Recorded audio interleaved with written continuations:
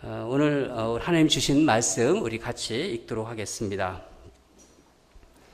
룻기 3장 7절에서 13절 한 절씩 교독하겠습니다. 보아스가 먹고 마시고 마음이 즐거워 가서 곡식단 더미 끝에 눕는지라. 룻이 가만히 가서 그의 발치 이불을 들고 거기 누웠더라.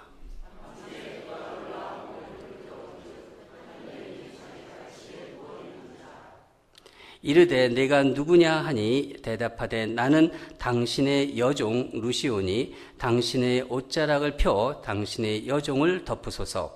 이는 당신의 기업을 물을 자가 됨이니이다 하니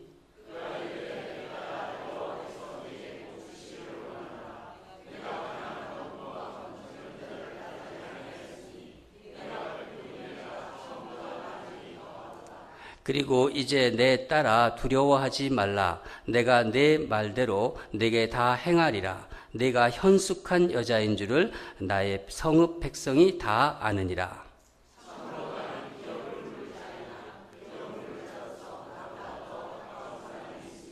함께 읽겠습니다. 이 밤에 여기서 머무르라. 아침에 그가 기업 물을 자의 책임을 내게 이행하려 하면 좋으니 그가 기업 물을 자의 책임을 행할 것이라. 만일 그가 기업 물을 자의 책임을 내게 이행하기를 기뻐하지 않으면 여호와께서 살아계심을 두고 맹세하노니 내가 기업 물을 자의 책임을 내게 이행하리라. 아침까지 누워 있으리라 하느니라. 아멘. 자리에 앉으시기 바랍니다. 우리 매일 어제부터 오늘 룻기를 가지고 우리에게 이 시기에 꼭 필요한 말씀을 이렇게 우리 김병주 목사님 통해서 하나님께서 주시는 것 같습니다. 그래서 저도 은혜를 많이 받고 있고 하나님께서 촉촉히 은혜를 이렇게 비를 통해서 내려주시듯이 말씀을 통해서 내려주셔서 너무 감사하고 오늘 또 세 번째, 말씀으로는 세 번째, 또 집회로는 두째 날인데, 오늘도 하나님께서 여러분에게 큰 은혜를 부어줄 줄 믿습니다. 우리 김병주 목사님 나올 때, 우리 또 박수로, 올라 오십시오.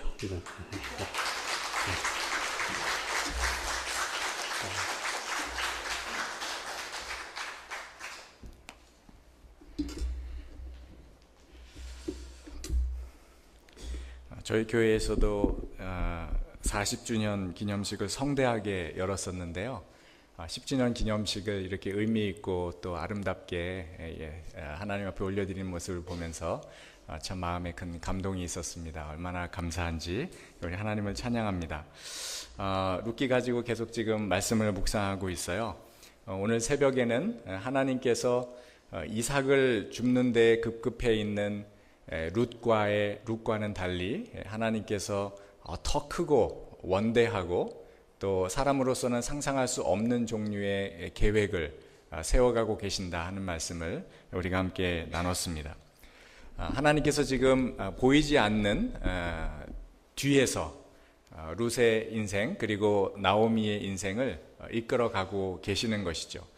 현실적으로 보이는 것은 그냥 사람이고 환경이고 그리고 그 사람과 환경들 사이에서 일어나는 어떤 사건이지만 그러나 그 안에 너무나 분명하게 우리 하나님의 그 자애롭고 따사롭고 그리고 치밀하신 하나님의 섭리가 작동하고 있다는 것을 룻기는 우리들에게 가르쳐 줍니다.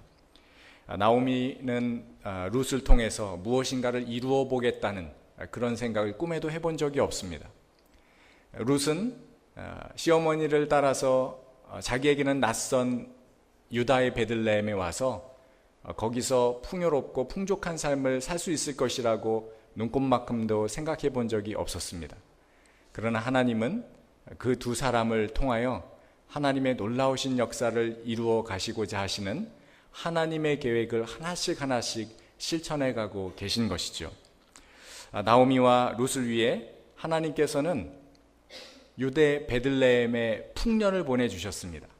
물론 그 풍년은 나오미와 룻만을 위한 것은 아니었습니다. 그러나 그 유다 베들레헴에 풍년을 주셨기 때문에 나오미와 룻이 유다 베들레헴으로 올 수 있었죠. 그곳에 도착해서도 이 미리 보아스라는 유력한 인물을 하나님께서는 이미 예비시켜 주셨습니다. 아마 보아스라는 인생의 전부는 바로 이 순간을 위해서 준비된 순간이었을 거예요. 보아스는 보아스 나름대로의 삶을 성실하게 살았을 뿐입니다. 그러나 그의 인생의 클라이막스는 다른 어떤 것이 아니라 모압 여인이었던 룻을 만나 그와 함께 결혼하는 것, 그리고 그 룻을 통하여 자녀를 갖게 되는 것, 그게 보아스의 인생의 클라이막스예요. 그 모든 보아스의 준비의 과정, 인생의 과정들은 그 일을 위해 하나님께서 인도해 가셨던 것입니다. 룻에게 이삭을 줍지 않으면 안 되는 상황을 만들어 가신 것도 역시 하나님이셨어요. 이삭을 주우러 가야 되겠다라는 그런 마음을 주신 것도 역시 하나님이셨습니다. 또 이삭을 주우러 갔는데 그 이삭을 주우러 다니고 있는 그 룻을 사람들이 그냥 내버려 둡니다. 왜 여기서 이삭 줍냐고, 모압 여자인데 기분 나쁘다고 저쪽 가서 주우라고 할 만도 한데 사람들이 그 여인을 그냥 내버려 두는 거예요. 그게 우연인 것 같지만 하나님의 세심한 섭리와 배려였던 것이죠. 룻이 계속 이삭을 주워 가는데, 그런데 마침 그 이삭을 줍는 그 이삭 떨어진 밭이 보아스에게 소속이 되어져 있었던 보아스 소유의 밭이었습니다. 우연처럼 보이지만 그러나 그 가운데 하나님께서 역사하고 계셨다는 거예요. 그리고 바로 그 타이밍에 보아스의 밭에 들어가서 이삭을 줍고 있는 그 시기에 마침 하나님께서 보아스를 그 타작마당으로 지나가게 하십니다. 보아스가 그냥 지나가기만 해도 될 텐데 보아스의 눈에 갑자기 600만 불의 사나이처럼 뚜뚜뚜뚜뚜뚜뚜 하면서 한 여인이 들어오게 됩니다. 아마 옷차림이 좀 이상했을 거예요. 모압에서 왔으니까. 다른 사람들과는 조금 다른 그런 면모가 보였을지도 모릅니다. 자, 그러면 여러분, 비슷한 사람들끼리 있으면은 비슷하구나 하고 하겠지만 눈에 띄는 한 사람이 나와는 다른데 그 다름이 별로 달가워할 만한 것이 아닌 상황일 경우에는 우리는 그 첫인상 때문에 그 사람에 대해서 거부감을 갖게 될 거예요. 그래서 자꾸만 이 모압 여인인 룻 앞에 그냥 아무것도 없이 그냥 룻이라고 쓰지 않고 모압이라는 단어를 계속 넣는 거예요. 이스라엘 사람들한테 핏하지 않다는 거예요. 아웃스탠딩한데 그게 좋은 의미가 아니라 거부감이 들고 혐오감이 들고 싫고 지저분하고 불결해 보이고 어울리고 싶지 않은 그런 것이죠. 그런데 그 룻을 보았을 때 보아스의 마음에 선한 마음, 좋은 마음, 기뻐하는 마음, 그를 용납하고 받아주는 마음이 생겼습니다. 도대체 이것을 누가 어떻게 말로 설명할 수 있겠습니까? 이게 블링크라 그러죠. 그 한순간에 판단이 나는 거예요. 오래 생각할 필요가 없어요. 그 느낌, 어떤 사람에 대해서 풍기는 어떤 그것이 이상해야 되는데 전혀 이상하지 않고 호의적으로 반응이 되었다는 것입니다. 이 모든 것들은 하나님께서 그 뒤에서 움직이고 계시는 결과입니다. 저와 여러분들 안에서도요, 하나님께서 지금 그렇게 역사하고 계시는 거예요. 이 ANC 인랜드 교회, 이 온누리 교회 인랜드 캠퍼스의 10주년을 맞는 이 역사적인 현장에 저와 여러분들이 이렇게 하나님의 말씀을 가지고 같이 만나서 주님의 말씀을 귀 기울일 수 있다는 사실, 여러분 이게 역사적인 사건입니다. 우연히 일어난 게 아니에요. 하나님께서 저를 보내셨고 여러분들을 준비시켰고, 그래서 이 순간에 저와 여러분들에게 이 메시지가, 이 말씀이 필요하기 때문에 이 공간 안에 저와 여러분들을 두신 줄을 믿습니다. 여러분 기대하십시오. 지금 하나님의 그 선하신 손길이 저와 여러분 안에서 일어나고 있는 거예요. 하나님께서 그 일들을 이루어 가실 것입니다. 자, 그런데 보아스를 만났어요. 룻이 보아스에게 호의를 입었습니다. 보아스가 룻을 선대해 주었습니다. 이삭도 더 많이 죽게 해 주었고, 그리고 사람들이 해코지하지 않도록 그를 도와주었습니다. 그래서 실질적으로 그의 이 룻의 환경들이 조금씩 좋아지는 것처럼 보였죠. 그러나 사랑하는 여러분, 정말 룻에게 있어서 필요한 것은 오늘 아침에도 말씀드렸지만 계속해서 이삭을 더 많이 줍는 것이 룻에게 필요했던 것은 아니었어요. 룻에게 정말 필요했던 것, 그것은 그의 인생이 바뀌어져야 되는 것인데, 그것은 룻이 자기 스스로의 인생을 열심히 산다고 해결되어질 그런 종류의 문제가 아니었습니다. 이것은 전적으로 룻의 삶의 외부에서 누군가가 룻을 위해 대신 무엇을 해 주어야만, 그래야만 그의 인생이 바뀔 수 있는 그런 종류의 일이었어요. 여러분, 저와 여러분들의 인생이라는 것은 그렇습니다. 저와 여러분들이 죄인이라는 사실은요, 우리가 결핍된 존재라는 거예요. 모든 사람들이 죄를 지었음에 하나님의 영광에 이르지 못하더니, 그 말은요, 쇼테지가 생겼다는 거예요. 부족하다는 거예요.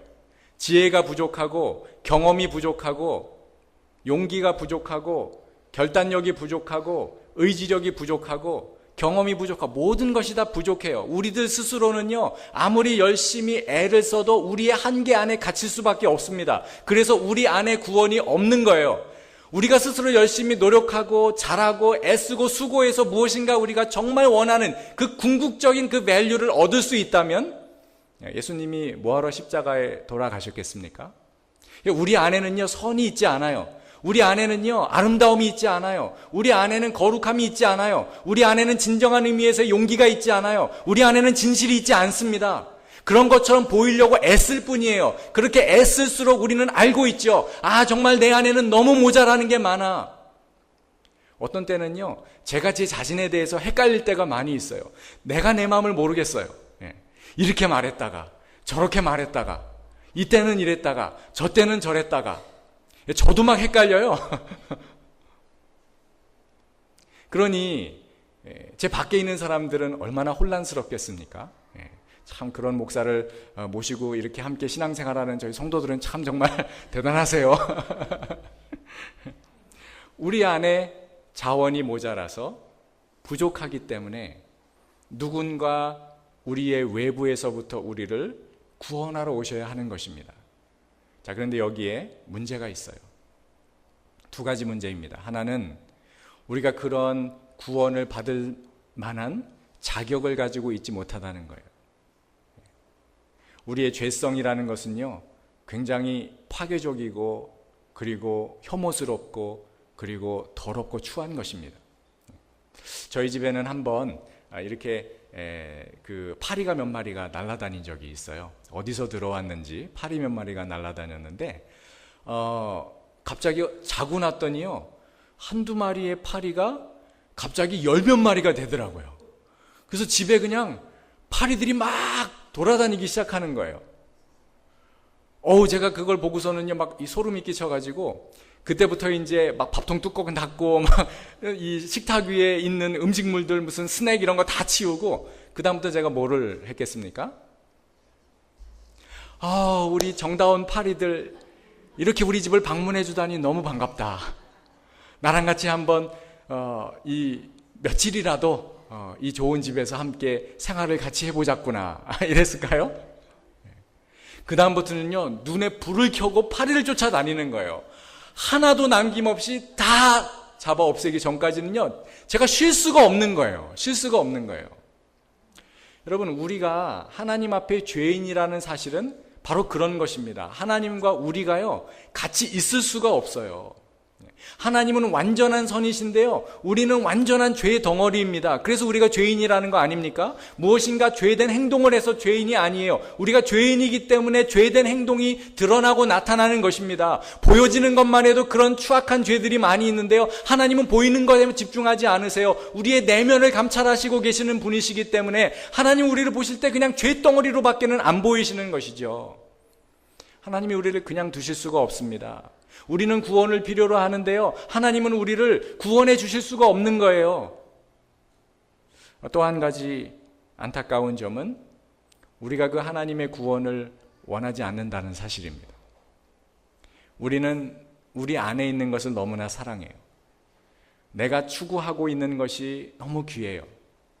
내가 갖고 싶은 그것이 너무 매력적이고 달콤해요. 내가 꿈꾸는 것이, 그것이 나를 살아있게 만들어요. 그러나 그것이 하나님은 아닙니다. 하나님이 아님에도 불구하고 우린 그게 너무 좋은 거예요. 그걸 꼭 갖고 싶은 거예요. 보니까요, 너무 아름다워요. 너무 매력적이에요. 맛있겠어요. 먹으면 눈이 밝아질 것 같아요. 그걸 먹으면 지혜가 생길 것 같아요. 그것만 손에 넣으면 내 삶이 막 그냥 차원이 달라질 것 같은 거예요. 그래서 하나님이 가까이 하지 말아라 라고 하신 것이 귀에 들리지 않습니다. 하나님께서 나를 똑바로 쳐다보고 나와 눈을 맞추자라고 하시는 음성이 들리지가 않는 거예요. 그리고 그 하나님 앞에서는 너무나 하찮은 것, 하나님 앞에서는 너무나 보잘것없는 것, 하나님 앞에서는 정말 아무런 가치가 없는 것을 붙들고 거기에 목을 메고 살아가는 것이죠. 제가 지난 1월, 2월, 3월인데요. 이 3개월 동안 장례식을 3번을 참석을 했습니다.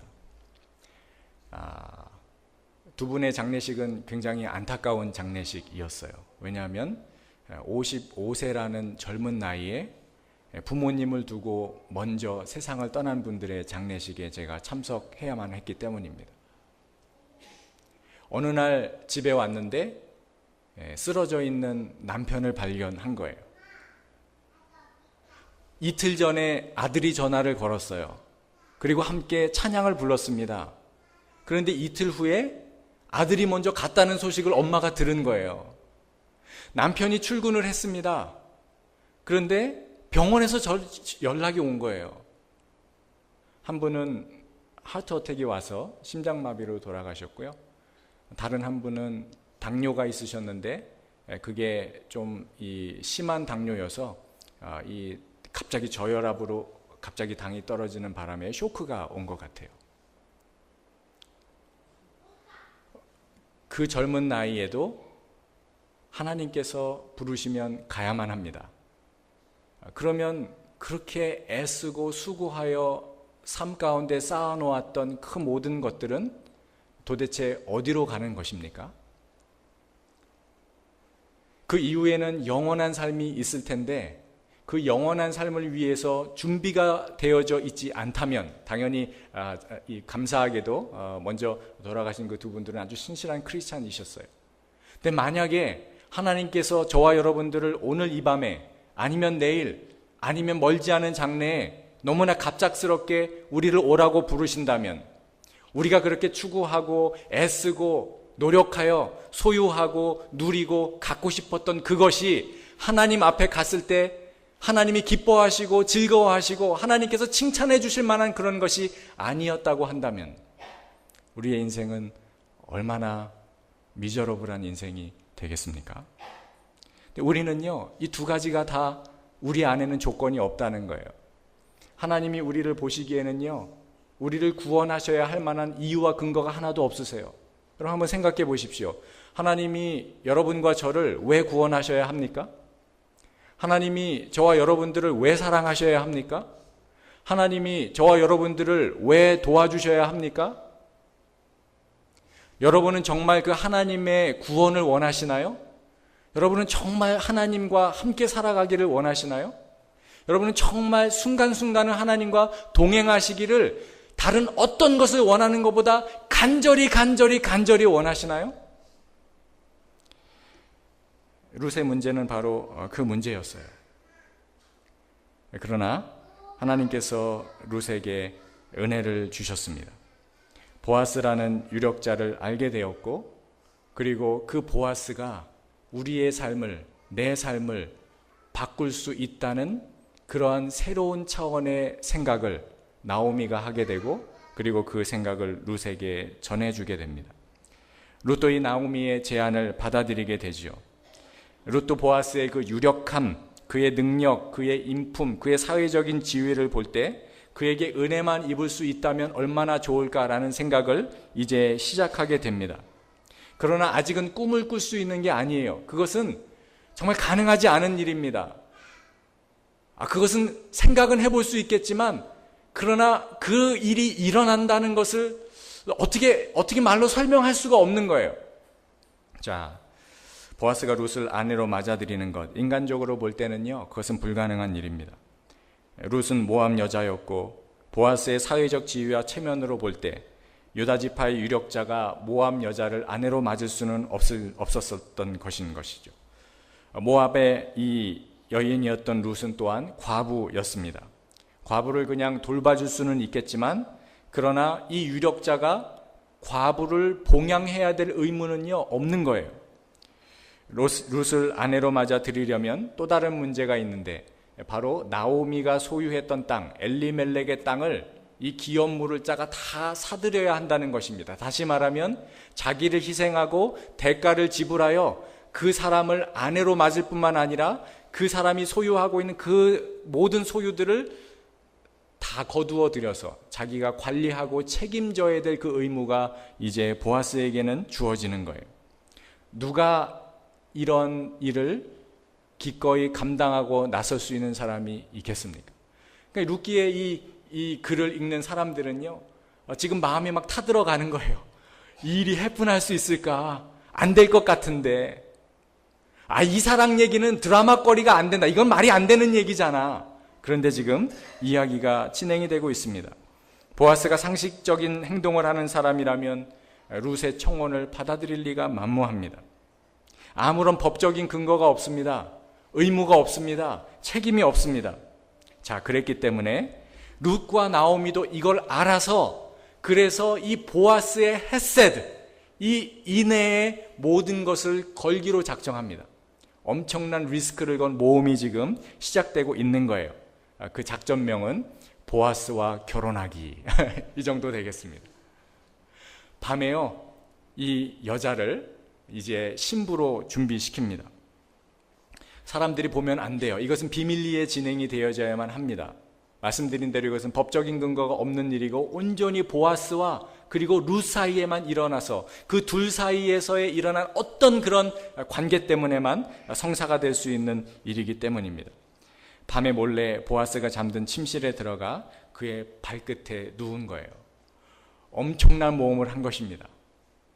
이것이 잘못 이 메시지가 전달이 되어서 혹여라도 잘못된 생각을 보아스가 하게 될 경우에는 룻의 인생은 이제 끝장이 나는 것입니다. 마음이 얼마나 조마조마했겠습니까? 보아스가 아닌 게 아니라 기분 좋게 자다가요, 발끝에 뭐가 걸리는 거예요. 그래서 놀라서 일어납니다. 그리고 오늘 우리가 읽은 3장 9절 말씀에 이렇게 써 있습니다. 이르되 내가 누구냐 하니 대답하되 나는 당신의 여종 룻이오니 당신의 옷자락을 펴 당신의 여종을 덮으소서. 이는 당신이 기업 물을 자가 되미니이다 하니. 당신의 여종 룻이오니, 룻이라고 자기의 이름을 정정당당히 밝힙니다. 엄청난 지금 이 모험을 하는 거예요. 그전에는 자기의 이름을 밝힌 적이 없어요. 당신의 그냥 여종입니다 이렇게까지만 했는데 지금은 자기의 이름을 밝히면서 나를 봐달라고 구애합니다. 당신의 옷자락을 펴서 당신의 여종을 덮어주십시오. 여러분, 이것은 지금 프로포즈를 하고 있는 거예요. 결혼해 달라는 것입니다.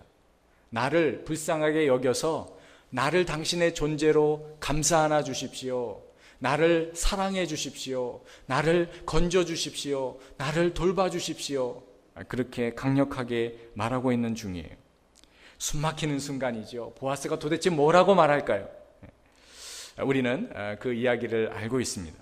내 딸아, 여호와께서 내게 복 주시기를 원하노라. 자기를 여종이라고 소개했던 이 룻에게 내 딸아라고 말합니다. 보아스가 말할 수 있는 가장 친근한 단어를 쓴 거예요. 또 내 딸아 두려워하지 말아라 라고 그를 위로해 줍니다.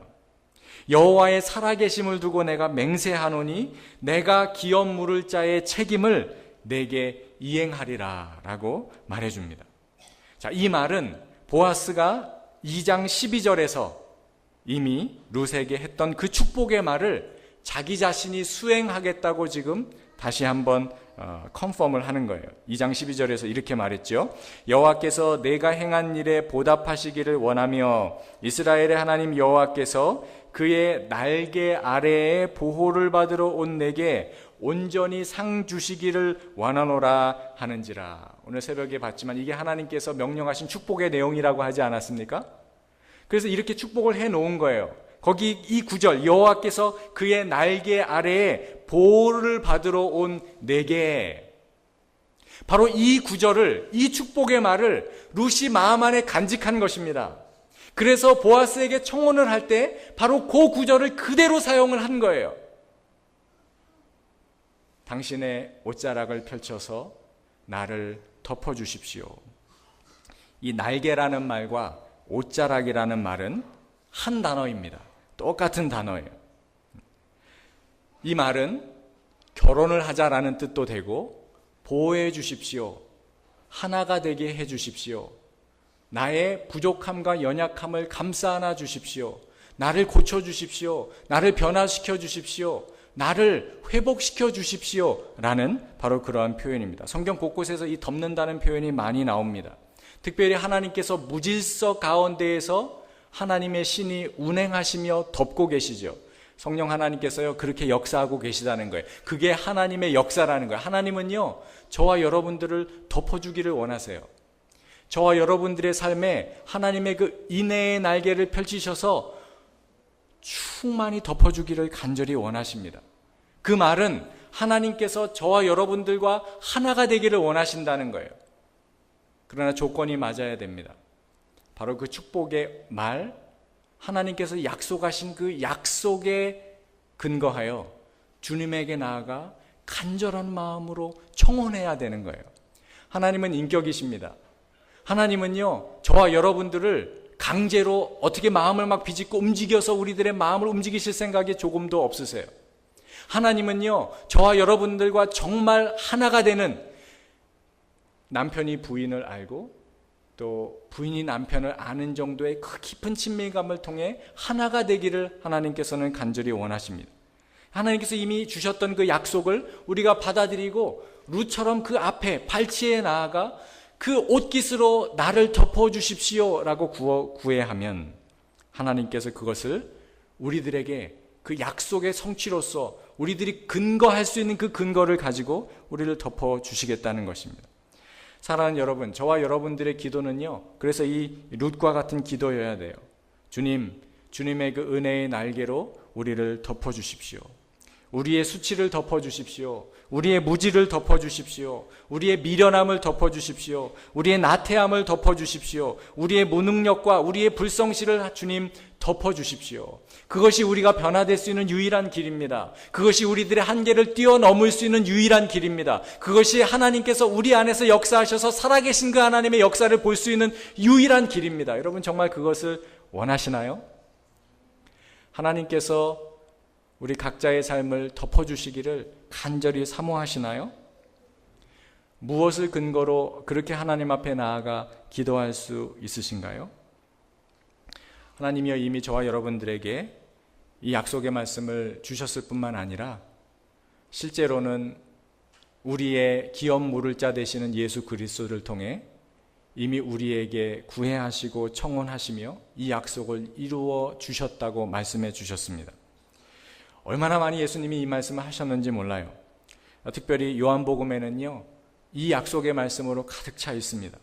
요한복음 14장 16절부터 17절까지의 말씀 제가 여러분들에게 읽어드릴게요. 예수님이 이렇게 말씀하셨습니다. 내가 아버지께 구하겠으니 그가 또 다른 보혜사를 너희에게 주사 영원토록 너희와 함께 있게 하리니 그는 진리의 영이라 세상은 능히 그를 받지 못하나니 이는 그를 보지도 못하고 알지도 못함이라.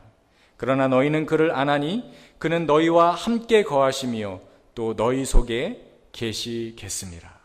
아직은 이 말을 듣는 제자들에게 이 일은 일어나지 않은 일입니다. 그러나 주님께서요 약속의 말씀으로 이 말씀을 주셨고 십자가에 달리시고 돌아가신 이후에 부활하신 후에 승천하시고 성령 하나님께서 오순절의 역사 가운데 오셔서 이 약속의 말씀이 성취된 것이죠. 정말로 예수님께서 성령의 능력으로 예수님의 제자들과 함께 하셨고 그렇게 예수님을 경험했던 모든 사람들의 복음의 선포와 기도와 하나님의 역사로 말미암아 오고 오는 모든 세상 가운데 주님을 믿고 이 약속대로 부르짖는 모든 자들에게는 교회에서 약속하셨던 것처럼 하나님의 영을 충만하게 부어주시는 바로 그것이 하나님께서 우리들을 은혜의 날개로 덮어주시는 바로 그것입니다. 우리가 해야 될 것은요 이것을 정말 믿고 하나님께서 우리를 위해 그렇게 하셨음을 인정하고 받아들이는 것입니다. 여러분은 정말 성령 하나님이 여러분 안에 지금 충만히 계시다는 것을 믿고 확신하십니까? 아멘 소리가 이 정도 나와가지고는 확신한다고 확신할 수가 없겠어요. 여러분은 정말 여러분의 내면 안에, 여러분의 영혼 안에, 여러분의 감정 안에, 여러분의 생각 안에 성령 하나님이 충만히 계심을 믿으십니까? 이것은요, 우리들의 신앙생활에 있어서요, 가장 중요한 것입니다. 이건 제 얘기가 아니라 사도 바울이 이 부분에 대해서 여러 번 이야기를 했어요. 고린도전서 3장 16절 말씀에 사도 바울이 이렇게 얘기합니다. 너희가 하나님의 성전인 것과 하나님의 성령이 너희 안에 거하시는 것을 알지 못하느뇨. 왜 이렇게 말했을까요? 고린도 교인들이요, 엄청난 교인들이었습니다. 여러분 아시는 것처럼 고린도 교회는 그 당시에 초대 교회들 중에 가장 탁월한 교회였어요. 일단 목회자들이 쟁쟁했습니다. 제가 고린도에 가가지고요, 그 고린도 교회 앞에 아직도 붙어있는 역대 목회자들의 명단을 제가 사진으로 찍어왔어요. 1대 목사님이 바울이에요. 아볼로, 베드로, 실라, 여러분 다 아시는 이름들이죠? 그분들이 목회하신 교회예요. 그러니까 나는 아볼로파예요, 나는 게바파예요, 나는 바울파예요, 나는 예수파예요, 이런 얘기가요 나오지 않을 수가 없는 것입니다. 목회자들이 그냥 쟁쟁해가지고요, 나는 이 목사님 편이야, 나는 이 목사님 편이야 그랬다니까요. 고린도 교회는요, 은사가 엄청났습니다. 방언의 역사가 일어나고요, 통변을 하고요, 예언을 하고요, 병을 고치고요. 저는 우리 ANC 온누리교회 일랜드 캠퍼스에 그런 성령 하나님의 놀라운 역사, 성령 하나님의 은사가 충만히 있기를 바랍니다. 그러나 이거는 바람인데 고린도 교회는 그 바람이 해픈하고 있었다고요. 얼마나 좋은 교회였겠습니까? 고린도 전서 1장을 보면요, 사도 바울이 고린도 교회를 얼마나 많이 칭찬을 하는지 몰라요. 그들의 지식이 풍족하다는 거예요. 얼마나 세련되게 복음을 믿고 받아들이고 사람들에게 말을 잘해서 전해줬는지. 이 복음에 대해서도요, 분명한 확신이 있어서 주께서 다시 오실 것을 확신하고 사람들이 살았는데, 그것 때문에 내가 기뻐한다고 사도 바울이 말합니다. 재림신앙으로 가득 차 있던 그런 교인들이에요. 바로 그 성도들에게 사도 바울이 지금 반문하고 있는 것입니다. 너희가 하나님의 성전인 것과 하나님의 성령이 지금 너희 안에 계시는 것을 알지 못하느뇨. 이 말은 알지 못하고 있다는 거예요. 말로는 고백하는데 실제로는 아니라는 거예요. 진짜로 그렇게 됐다면 너희가 이렇게 살 수는 없다라고 지금 사도 바울이 말해주는 것입니다. 아느냐 모르느냐가 중요한 게 아니고요, 여러분이 이 말씀 그대로 믿고 살아가느냐 안 하느냐, 이것이 중요한 것입니다.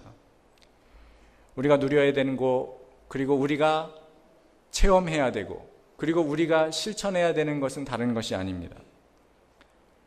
룻과 보아스가 이제 하나 되어서 연합하는 것은요, 추상적인 것이 아닙니다. 그냥 말만 그렇게 날린 게 아니에요.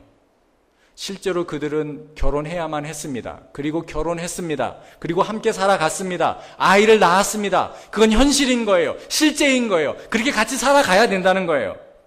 저하고 여러분 안에 성령 하나님이 계시다면요, 우리는 이 부분에 대해서 분명히 해야 돼요. 우리가 정말 그것을 믿는다면 성령 하나님과 함께 살아가야 됩니다.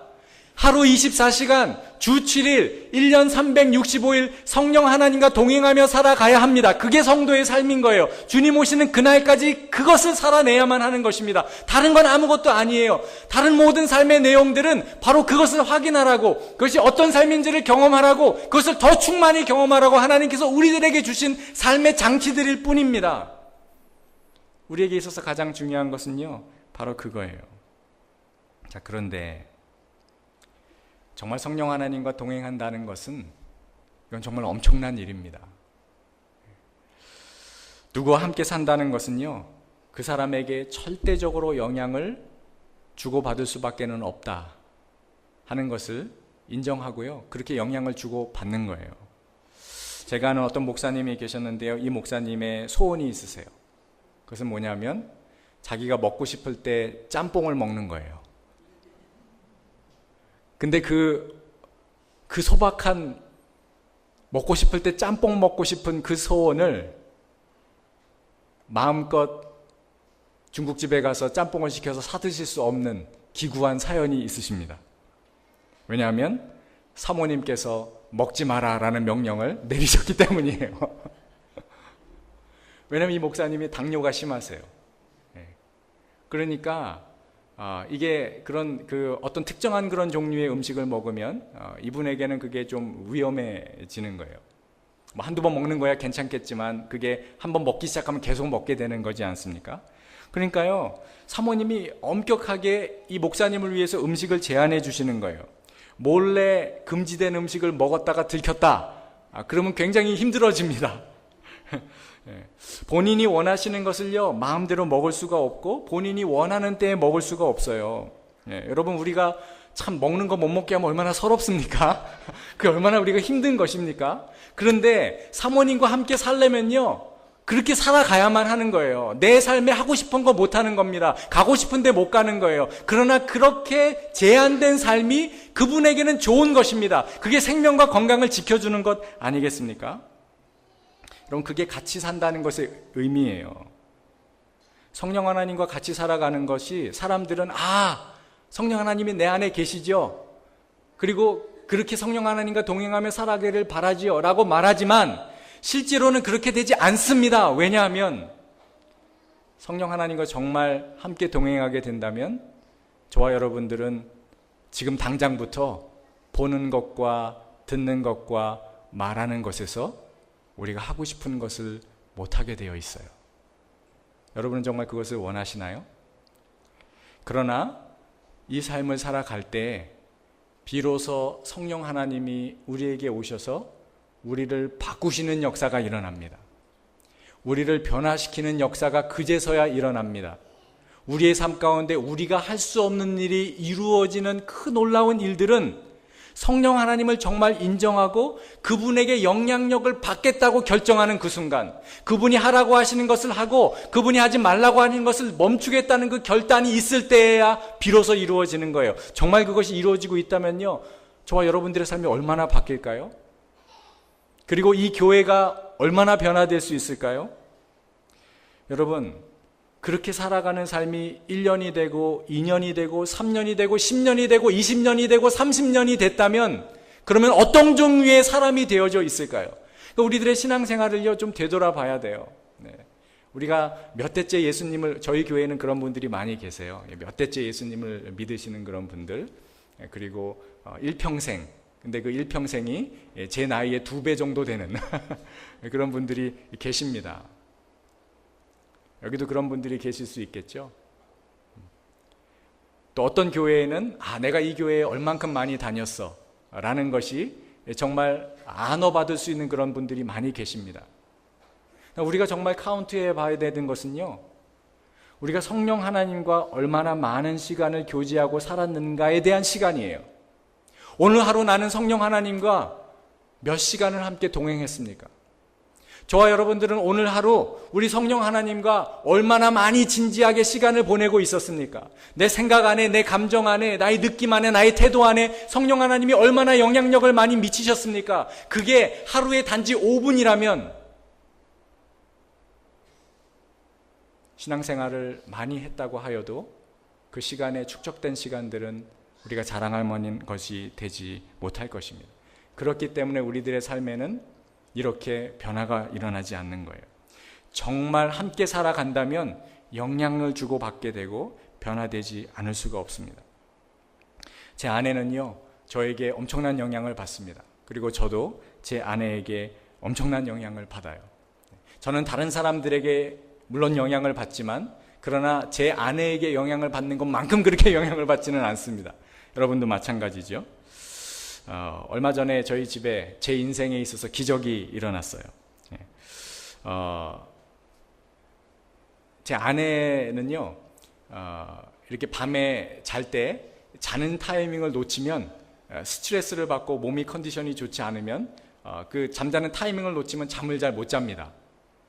저는 일단 뭐든지 머리만 댔다 그러면은 5분 안에 잘 수 있는 하나님이 은사를 주셨어요. 하나님이 저를 얼마나 사랑하시는지요. 그런데 문제는 뭐냐? 잠자고 피곤해서 막 잠자고 있는데 누군가 저를 깨운다 그러면 그때는 제가 아닙니다. 저는 아무 생각이 없는데 그렇게 깨웠던 사람은 이상한 야수를 봤다 뭐 이런 말씀을 하세요.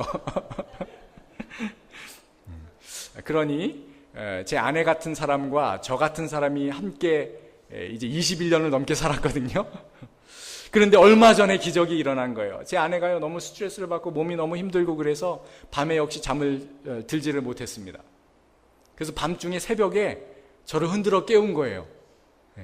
그런데 제가 얼떨결에 일어나서 자발적으로 제 마음을 다해 제 아내 어깨를 주물러 줬답니다. 저도 얘기해서 알았어요. 제가 그랬대요. 기적이 일어난 거예요, 기적이. 근데 여러분, 이 기적은요, 21년이 걸린 기적입니다. 신혼 초에 저희 큰아이를 가졌는데 우리 아내가 임신을 한 거예요. 얼마나 힘들겠어요. 낮에는 풀타임으로 일하고 교회에서도 일하고 이제 밤에 자야 되는데 피곤해서 잠은 못 자고 저는 신학생이었고 둘 다 너무 피곤한데 우리 아내가 몸이 너무 힘드니까요. 이 부른 배를 가지고 저를 흔들어 깨웠는데 저는 잘 알지 못하지만 제 아내 말이 그 임신한 피곤한 아내한테 막 화를 냈다는 거예요.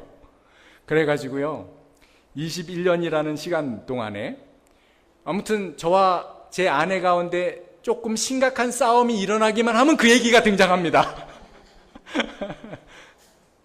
그러니까 바뀌더라고요. 21년 만에. 성령 하나님과 함께 살아갈 때 제가 말하고자 하는 포인트는 이거예요. 지금 말씀드린 건 잊어버리셔도 되고요. 성령 하나님이 여러분의 삶에 지금 얼마나 영향을 주고 계시냐는 거예요. 지난 수년, 수십 년의 신앙생활 가운데에서 여러분이 성령 하나님으로부터 직접 배운 것은 무엇입니까? 성령 하나님이 여러분의 삶에 영향을 주셔서 여러분이 예전과 달라진 부분은 어떤 부분입니까? 지금 어떤 부분을 여러분에게 성령 하나님께서 다가가셔서 여러분을 지금 바꾸어주고 계십니까? 그리고 앞으로 여러분이 성령 하나님께 주님, 나에게 이런 부분이 있는데 이 부분을 좀 고쳐주시고 바꿔주십시오라고 기도하고 있는 부분은 무엇입니까? 이게 제일로 중요해요. 신앙생활에 있어서요, 이게 제일로 중요해요. 룻의 인생에 있어서는 보아스를 만나서 그와 함께 살아가는 것이 중요한 것입니다. 보아스하고 살아가는 동안에는요, 이제 더 이상 모압 여자면 안 되는 거예요. 모압의 문화대로 살면 안 됩니다. 모압 사람처럼 입어서도 안 되고 모압 사람처럼 행동해서도 안 되고 모압 사람인 것을 드러내서도 안 돼요. 더 안 되는 것은 그 은혜를 베풀어준 보아스에게 신실함을 저버리면 안 됩니다. 그 인애를 잊어버리면 안 되는 거예요. 그러면 관계가 반드시 깨지게 되어 있습니다. 그거는요, 아예 시작하지 않은 것만도 못해요. 여러분, 성경에 이런 이야기들이 많이 나옵니다. 고린도전서 2장 12절 말씀에 이렇게 나오죠. 육에 속한 사람은 하나님의 성령의 일을 받지 아니하나니 저희에게는 미련하게 보임이요 또 깨닫지도 못하나니 이런 일은 영적으로야 분별함이니라. 신앙생활을 한다고 하지만 영적으로 분별하지 못하는 사람들이 너무나 많이 있죠. 저와 여러분들이 그럴 때가 많이 있습니다. 성령 하나님이 우리 안에 계신데 영적으로 분별한다는 것은 성령 하나님을 통해서 분별하는 거예요. 무엇이 옳은지, 무엇이 그른지, 해야 하는지, 말아야 되는지, 언제 해야 되는지, 어떻게 해야 되는지 성령 하나님을 통해서 하는 거예요. 그것이 영적으로 분별하는 것입니다. 그것이 아니라면 그러면 그것은 육에 속한 사람이 되는 것이죠. 고린도 교회에서 그래서 말씀드린 것처럼요, 엄청나게 많은 문제가 많이 있었던 거예요. 분열이 일어나고 갈등이 일어나고 싸움이 일어나고 질투가 일어나고 경쟁이 일어나고 미움이 일어나고 시기가 있고, 그래서 사도 바울이 말하고 있는 것입니다. 너희가 너희 안에 성령 하나님이 함께 계시는 것을 어찌하여 알지 못하는가? 모든 문제를요, 그냥 한마디로 압축해서 정리하는 거예요. 이 모든 문제는 여기에서 기인하고 이 문제로 인해 풀어질 수 있다는 것이죠. 저와 여러분들이 해야 되는 일은 이거 정말 믿는 것입니다. 그 성령 하나님을요, 모셔드리고 받아들이는 거예요. 그와 연합하는 것입니다. 그분과 하나가 되는 거예요. 에베소서 3장 17절 말씀에 분명히 이것을 어떻게 해야 되는지를 사도 바울은 가르쳐 주셨어요. 믿음으로 말미암아 그리스도께서 너희 마음에 계시게 하옵시고, 그리스도께서 어떻게 저와 여러분들 안에 함께 계십니까? 그분이 우리 안에 계심을 믿는 겁니다. 매 순간마다 믿는 겁니다. 믿어지지 않아도 내 경험과 상식과 내 안에 가지고 있는 어떤 것이 아니라고 말해도 아닌 것 같이 여겨져도 말씀을 믿는 거예요. 하나님이 하신 약속을 믿는 것입니다. 그리고 그것이 사실임을 인정하고 받아들이는 거예요. 바로 그 순간 우리에게 이 놀라운 은혜의 역사가 시작되게 될 것입니다. 이것에 실패하면요, 이것이 안 되면 그래도 그냥 뭐 어떻게 되겠지라고 착각하지 마십시오. 고린도후서 13장 5절 말씀 제가 여러분들에게 읽어드리겠습니다. 고린도후서 13장 5절 말씀인데요. 너희는 믿음 안에 있는가 너희 자신을 시험하고 너희 자신을 확증하라. 예수 그리스도께서 너희 안에 계신 줄을 너희가 스스로 알지 못하느냐? 그렇지 않으면 너희는 버림받은 자니라. 이 말씀은 너무나 무서운 말씀입니다. 매일매일 우리가 주님의 이 놀라우신 말씀을 믿고 살아간다면, 그렇다면 주님, 오늘 그 주님의 놀라우신 은혜의 말씀대로 그 영으로 우리를 덮어주시고 그 안에서 하나 되게 하시고 교제하게 하시고 매 순간순간을 주님의 능력으로 살아가는 자가 되게 해주십시오 라고 기도하는 저와 여러분들이 되시기를 주님의 이름으로 축복합니다. 이 시간에 우리 찬양 함께 하고 함께 기도하는 시간 갖도록 하겠는데요.